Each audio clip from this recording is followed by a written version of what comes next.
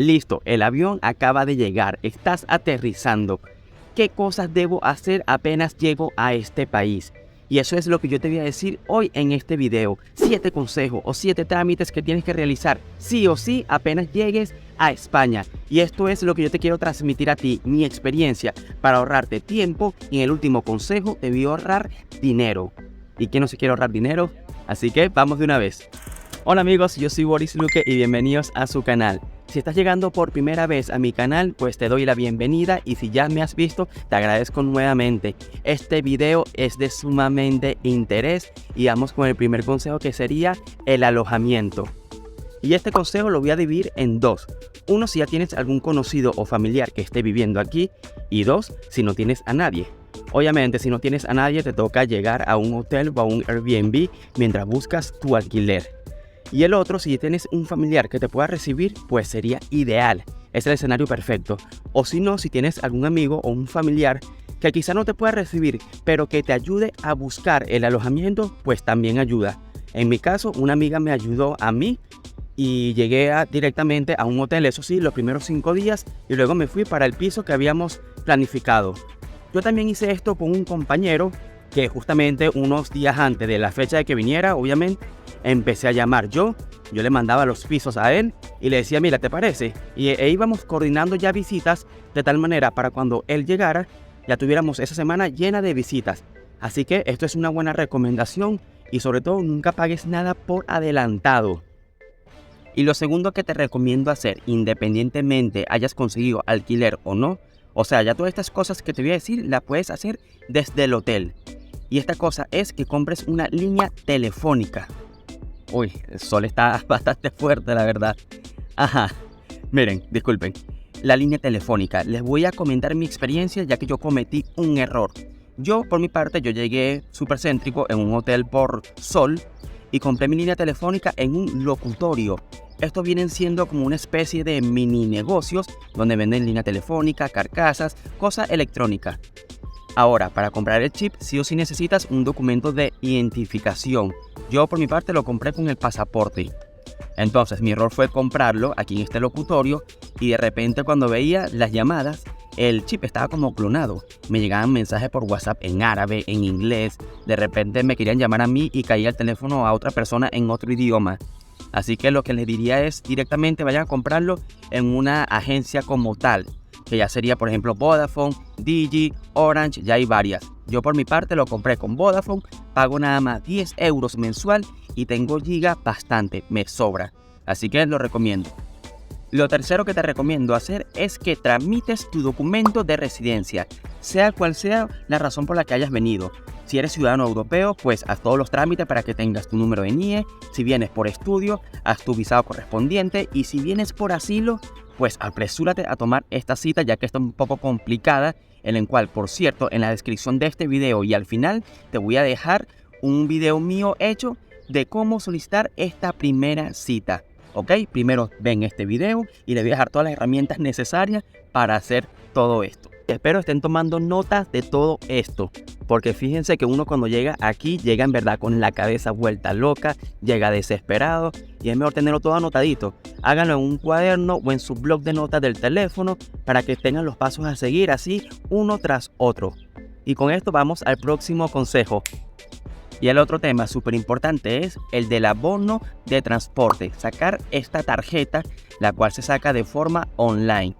Miren, ustedes colocan por internet, es súper sencillo, cita abono transporte. Y ahí van a sacar su cita y miren, suele tardar un par de días, si acaso una semana. ¿Ok? Entonces, hacen esto para que le den su carnet con su fotografía, que tiene un valor como de 5 euros, no lo recuerdo. Ahora, mientras lo estás esperando, tienes que desplazarte, obviamente. Aquí te recomiendo comprar el ticket de 10 viajes, que eso sí lo compras directamente en el metro. Porque si compras el de uno en uno, ahí te sale muchísimo más costoso. Fíjense, todas estas cosas que les estoy diciendo son cosas básicas que las puedes hacer estando desde el hotel. Desde la cita del asilo, llamando, hasta esto, lo de la cita del abono en transporte. Y como obviamente, como ya te mencioné, te tienes que estar movilizando hasta que te llegue la cita, ahí te recomiendo es el de 10. Y este abono de transporte mensual en Madrid, que es donde yo vivo, tiene un costo de 54,50 €.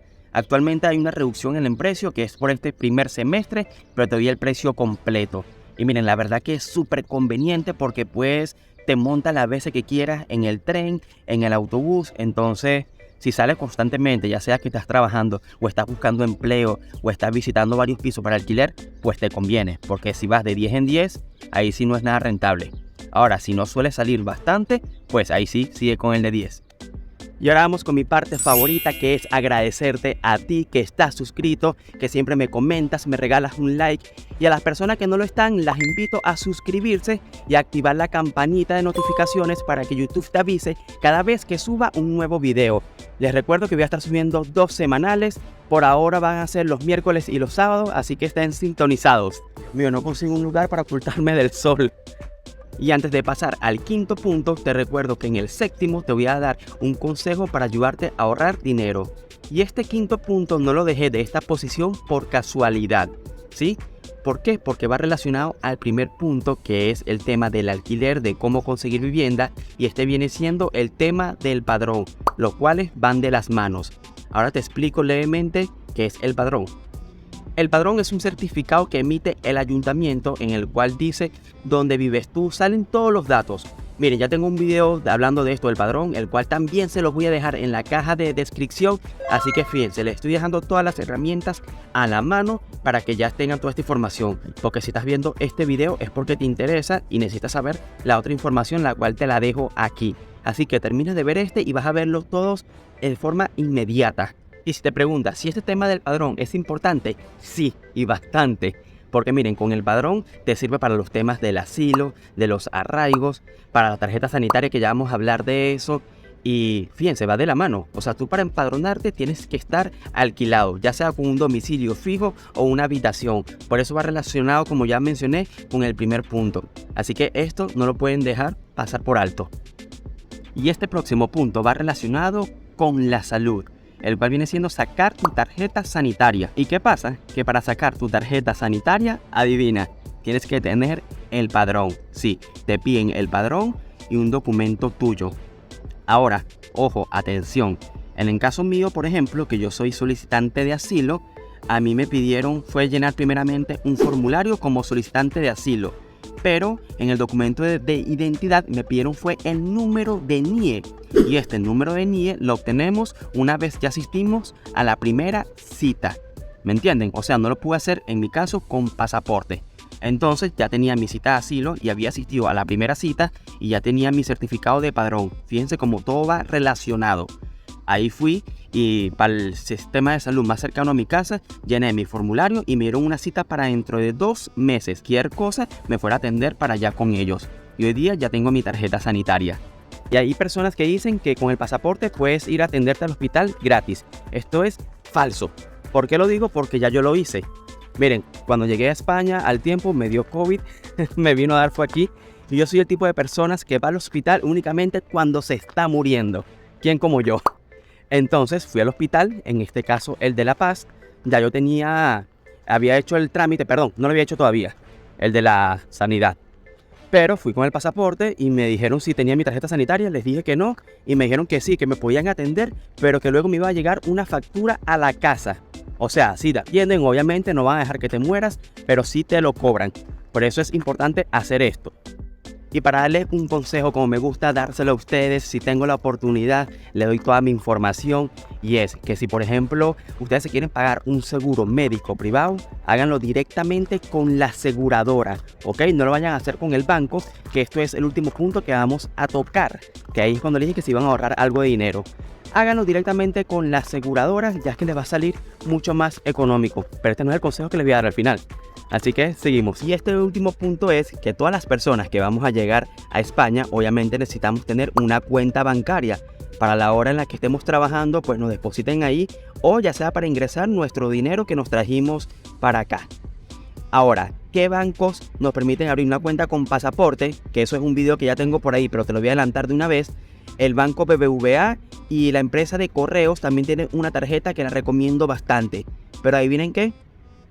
bien padrón para abrir estas cuentas. Así que fíjense la importancia del padrón. Y este super consejo que les dije que iba a utilizar para el final es que, miren, cuando ustedes abren la cuenta, en este caso voy a poner el ejemplo con el BBVA, que se los permite con el pasaporte, ellos les obligan, porque sí, te obligan a tomar un seguro de salud. Pero ¿qué es lo que pasa? Que como ellos son intermediarios, este seguro de salud es más costoso de lo habitual.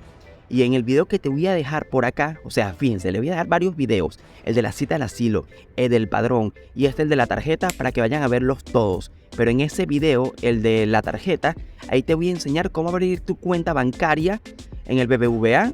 Bueno, en realidad voy a hablar de varios bancos, por lo cual te recomiendo que lo veas completo.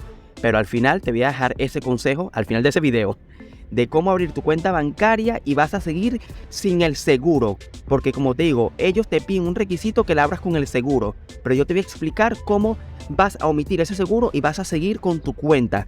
Porque como ellos son intermediarios, tú vas a pagar de repente, dependiendo de tu edad, del sexo, pero vamos a poner un ejemplo de 60 euros mensual con ellos. Y si lo haces directamente con la aseguradora, de 60 euros puede que pagues 40 o 45. O sea, ya por ahí te ahorrarías dinero por esa parte. O si sencillamente no lo quieres tomar, pues obviamente te ahorras el dinero porque ya vas a tener tu sistema de salud gratuita. Así que bueno, mi gente, como siempre, muchísimas gracias por todo. Me despido. Aquí les dejo el video, no se vayan. Vayan allá directamente y no se olviden de suscribirse y dejarme mi comentario y mi like. Chaito.